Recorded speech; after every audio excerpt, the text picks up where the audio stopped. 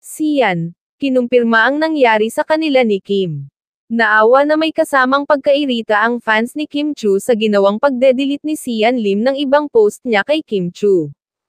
Feeling ng ibang fans, nagagamit pa si Kim sa pagpo-promote ng aktor ng teleserye niyang Love Die Repeat with Jeneline Mercado na for airing na this January. Kung totoong break na raw sila, wag nang gawing big deal at itaon sa promo ng LDR.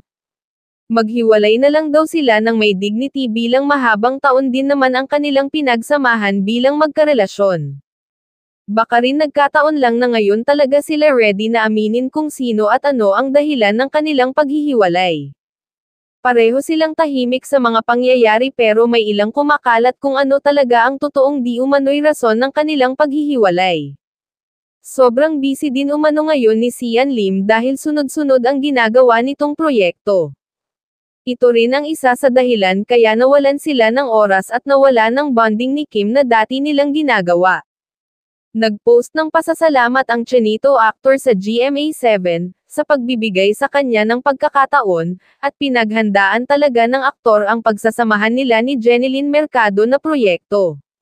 Matatanda ang last June nang kumpirmahin ni Sian Lim ang tungkol sa pagkakaroon nila ng TV series ni Jeneline Mercado sa GMA7 bagamat wala pang may share na detalye noon ang mati ni Idol.